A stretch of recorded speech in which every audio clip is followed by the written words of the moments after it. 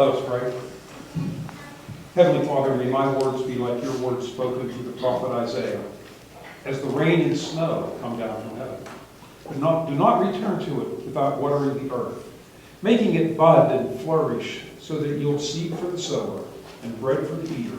So it is with the words that go out from my mouth. They will not return to me empty, but will accomplish what I desire and achieve the purposes for which I sent them. Amen. Our Old Testament lesson is from the book of Exodus. At this point, the Israelites who have been in captivity have been there for several hundred years. They are becoming more and more numerous, and the Egyptians are becoming afraid of them, to the point where Pharaoh issues an order that all the baby boys who were born are to be thrown into the Nile. That's where we'll pick up the story today. Now a man from the tribe of Levi married a Levite woman. She became pregnant and gave birth to a son. When she saw that he was a fine child, she hid him for 3 months. When she could no longer hide him, she got a papyrus basket for him and coated it with tar and pitch. Then she set him in it and placed it among the reeds along the banks of the Nile. Then Pharaoh, his sister, stood at a distance to see what would happen to him. Then Pharaoh's daughter went down to the Nile to bathe, and her female attendants were walking along the riverbank. She saw the basket among the reeds and sent her female slave to get it. She opened the basket and saw the child. He was crying. She felt sorry for him. "This is one of the Hebrew babies," she said. His sister said to Pharaoh's daughter, "Should I get one of the Hebrew women to nurse the child for you?" "Yes, go," she said. So she went and got the child's mother. Pharaoh's daughter said to her, "Take the baby and nurse him for me, and I will pay you." So she took the child and nursed him. When he grew older, she took the child to Pharaoh's daughter, and he became her son. She gave him the name Moses, saying, "I drew him from the water." This is the story of our people. Our New Testament lesson is from the Gospel of Matthew. It's going to be very familiar, at least the first part of it, but I'm going to keep going a little bit further than where we usually stop. When Jesus was born in Bethlehem in Judea during the time of King Herod, wise men from the east came to Jerusalem and asked, "Where is the one who has been born King of the Jews? For we have seen his star in the east and have come to worship him." When Herod heard this, he was greatly troubled, and all of Jerusalem with him.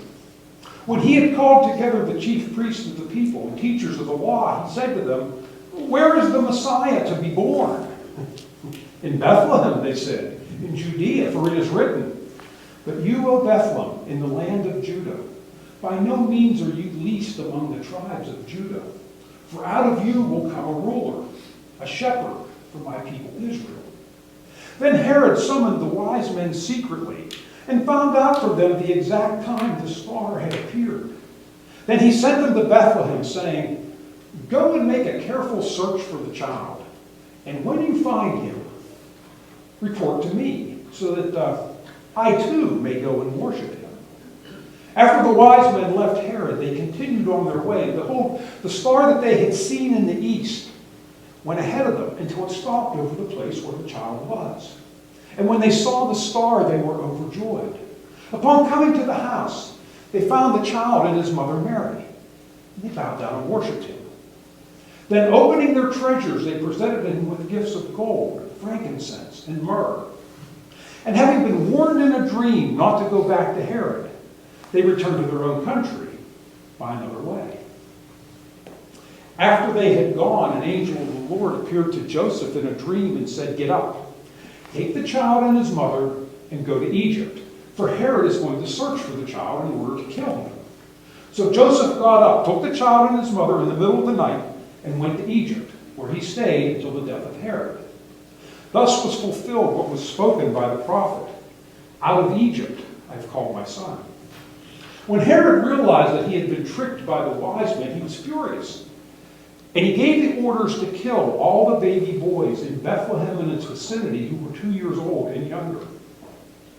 Thus was fulfilled what was spoken by the prophet Jeremiah. "A voice is heard in Ramah, weeping and loud mourning, Rachel weeping for her children and refusing to be comforted because they are no more.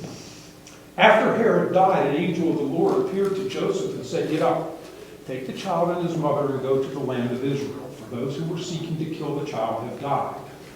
So Joseph got up, took the child and his mother, and went to the land of Egypt, the land of Israel.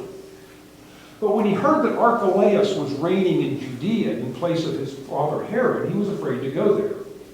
And having been warned in a dream, he withdrew to the region of Galilee and settled in the town of Nazareth. Thus was fulfilled what was spoken by the prophet. He will be called a Nazarene. To the glory of God, this is the word of the Lord. Thanks be to God.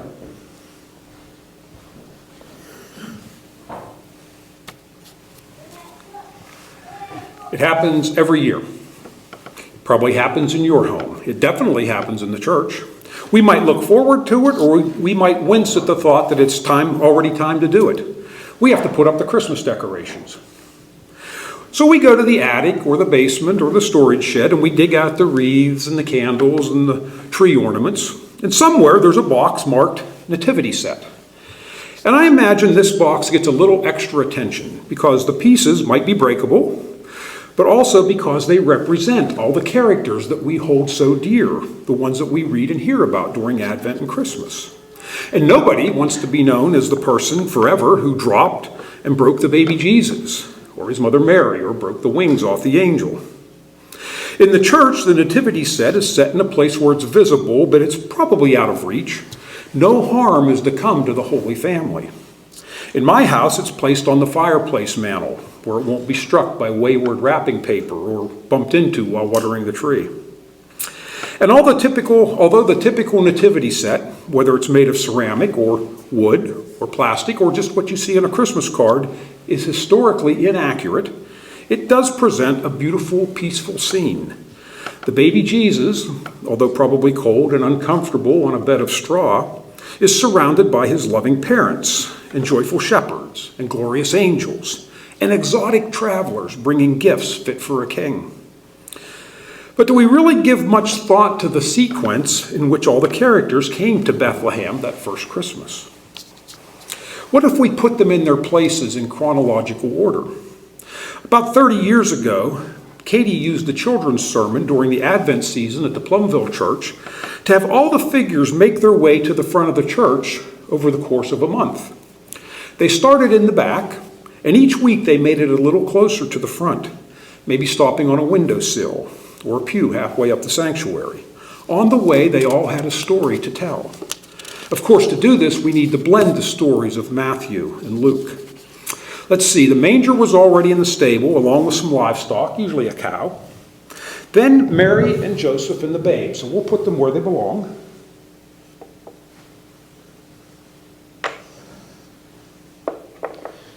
And then probably a shepherd and some sheep.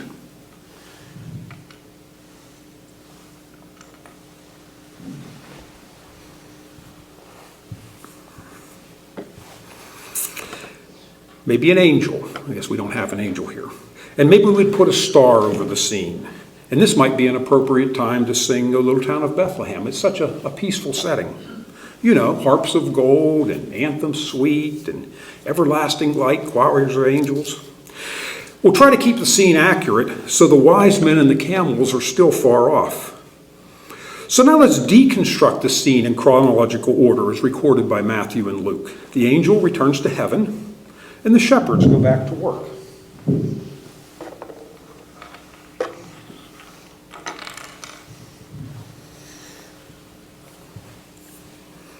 Although they'll never forget the sight that they've been blessed to witness. And we need to find a place for the family, a place for Jesus to grow into a toddler. I don't ever recall seeing a nativity set with Jesus as an 18-month-old child, almost into his terrible twos, because that's when the next set of figures appears.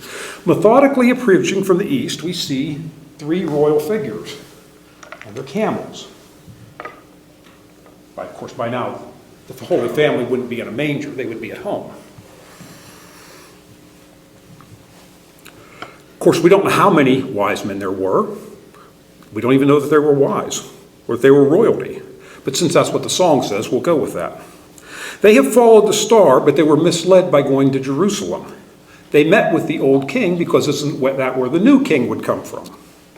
Once they recalculate and find the family house, they bow down and worship. They offer their gifts. Not the types of gifts like we would give to a baby, but symbolic gifts for an heir to a throne. Then they head back to their own homes.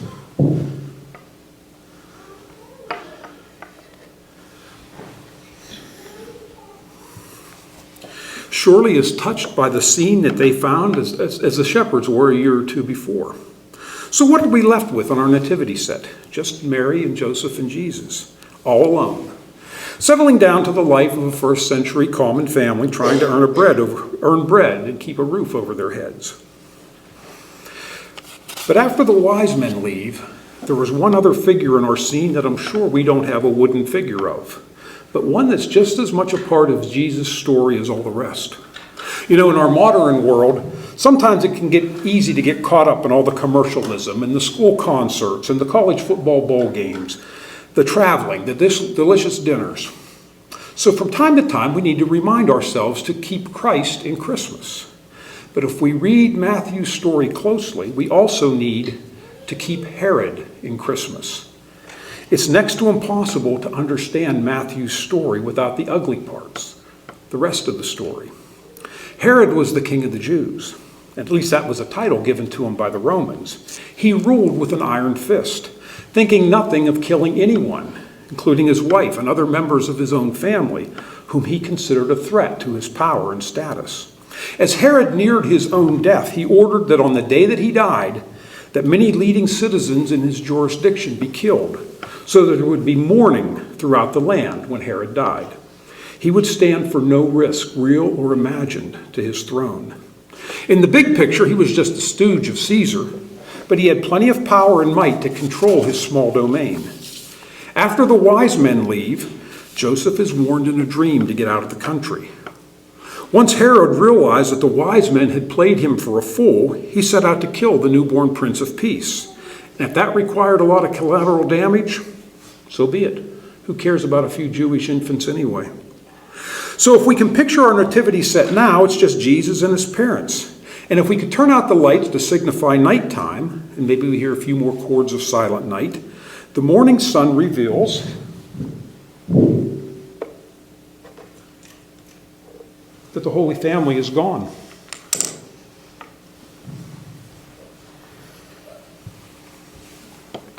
They get up in the middle of the night and beat feet out of the country. Sometimes we hear words or phrases that change our lives in an instant. Words such as, we need to talk, or there's been an accident, or the plant is closing, or cancer. Sometimes it's word of mouth, sometimes it's face-to-face, sometimes a phone call. But often our lives are never the same. For Joseph and his family, the words came from one of God's angels in the form of a dream. Get up, the angel told him, and go to Egypt. For Herod is going to search for your son in order to kill him. For Joseph and Mary, for Jesus, their lives are changed forever. They knew that somehow their baby was special, and now they know he has a price on his head. That the powerful forces of evil will stop at nothing to get rid of him. For the rest of his life, Jesus is a wanted man.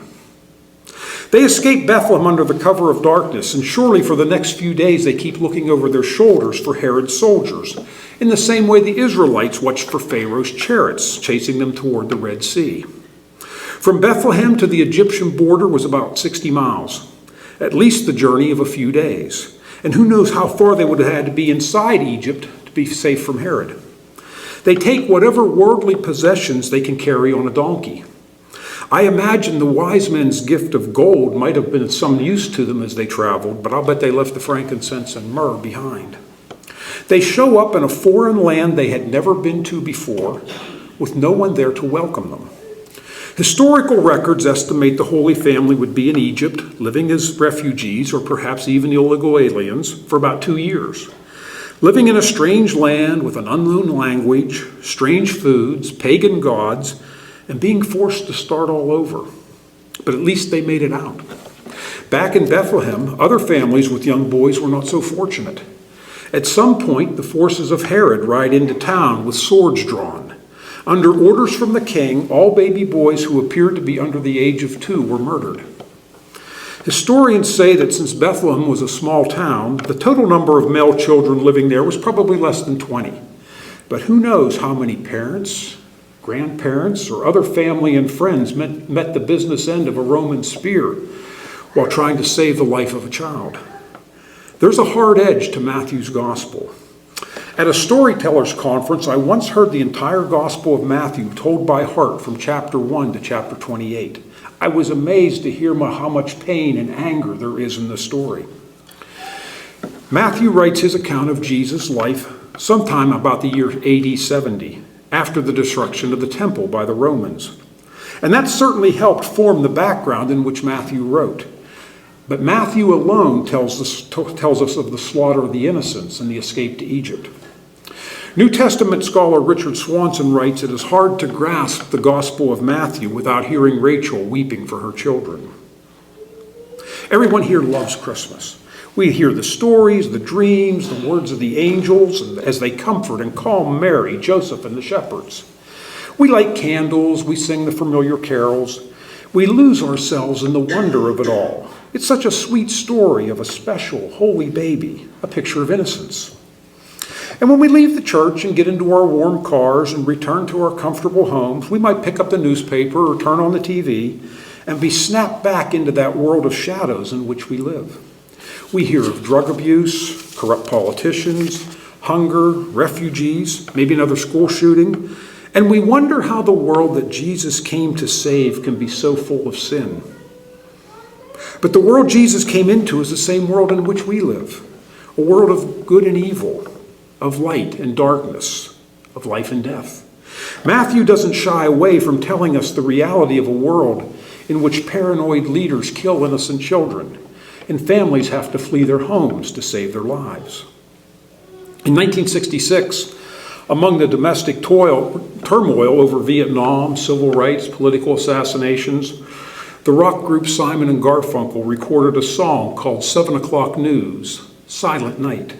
As they sweetly sang 2 verses of Silent Night, in the background, growing louder and louder, you can hear the stern voice of a newscaster recounting the day's events: discrimination, war protests, the murder of 9 student nurses, a fatal drug overdose, the escalation of the Vietnam War. It's easily found on YouTube. Check it out. Listen to the news today. Not much has changed. As Charlie Farquharson, the newscaster on Hee Haw, used to say, the news today is the same as it was yesterday. It just happened to different people. The arrival of Jesus 2,000 years ago did not usher in an age of world peace or of love and goodwill. Jesus comes into the world and into our lives in the middle of the chaos. The traveling nativity set doesn't stay in Egypt. Once Herod dies, God determines the family can return to their homeland. But Herod's son Archelaus is picking up where the old man left off, and Bethlehem still isn't safe. They travel another 75 miles or so and settle in Nazareth, out of the limelight, and under the radar of those still looking to eliminate him. For almost 30 years, we hear next to nothing about Jesus' upbringing, his experiences, his maturation. By the time they return to Israel, the figure of Herod the Great no longer pursues them. But he'll be replaced, whether by his son Herod Archelaus, or later by Caiaphas, or the religious leaders, or Pilate. Eventually they'll finish the job, at least they think so. About 1,500 years before the birth of Jesus, another powerful ruler, Pharaoh of Egypt, also imagined a threat to his power and decreed that all baby boys be thrown into the Nile. His plan surely cost many infants their lives, but he didn't get them all, and Moses survived to lead the Israelites out of slavery. Perhaps we would be well served if, instead of putting the figure of Jesus back in the box in the storage room until next Christmas, we put him by a window, looking out in the world that we live in, where there's still violence and repression and terror, looking out on the world that sorely needs to hear his message of joy, hope, peace, and love. Thanks be to God. Thank you for letting us share our worship service with you today. We invite you to join us in person next Sunday at 10:30, or if you prefer, to listen online Sunday afternoon. If you would like to make a donation, please visit our website at www.marionpress.org and click the Donate Now button. May God bless you and have a great week.